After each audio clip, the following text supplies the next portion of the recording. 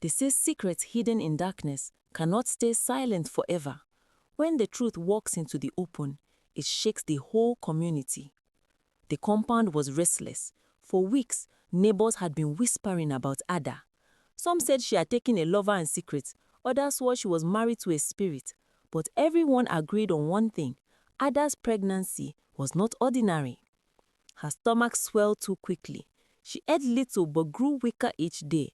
Sometimes she sat outside staring into the distance as if listening to a voice no one else could hear. Children mocked her behind their mothers' backs. Ada's husband comes from the grave, they sang. But when she turned her pale eyes toward them, the children ran, trembling. Ada's mother wept daily. My daughter is dying before me, yet no midwife, no healer, no medicine can help her.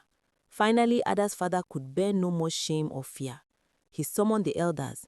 Tonight, he said, we will see for ourselves the truth of who lies with my daughter. As the sun fell, the elders gathered with flaming torches. The neighbors followed, some carrying charms, others clutching rosaries, each one afraid yet desperate. Inside her room, Ada lay restless on her mat. Her breathing was shallow, her face pale. The air thickened and a sudden coldness filled the room. The clay lamp flickered. Then came the scent, sweet, heavy, unmistakable, palm wine.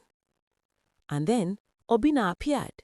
He was radiant, dressed in white, tall and handsome. His eyes glowed softly as he knelt by Ada. He touched her swollen belly, whispering, "My love, our son will soon come. My parents will not die without seeing their grandchild." Ada smiled faintly through her weakness. "Obinna, I am afraid. My strength fades." He cupped her face. "Do not fear.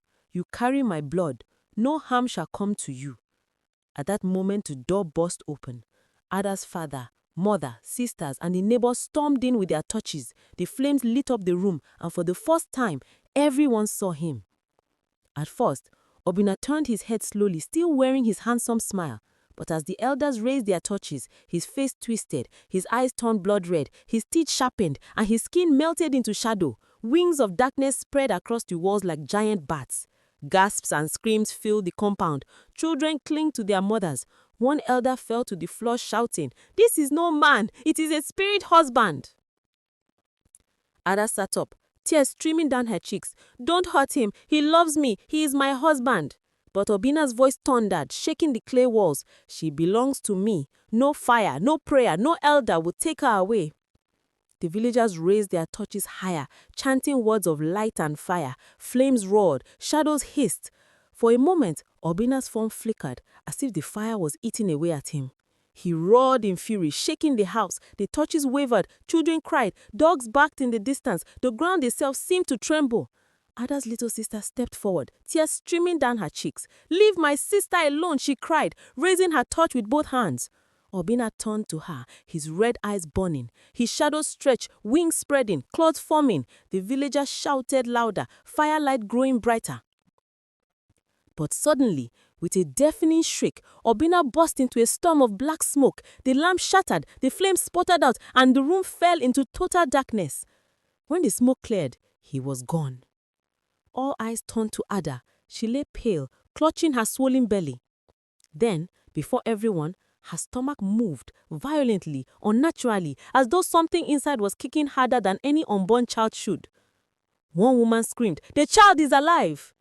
Ada's voice was faint, almost broken but filled with conviction. "He is not gone. He will return. This child is his blood, his gift to me, his gift to his parents."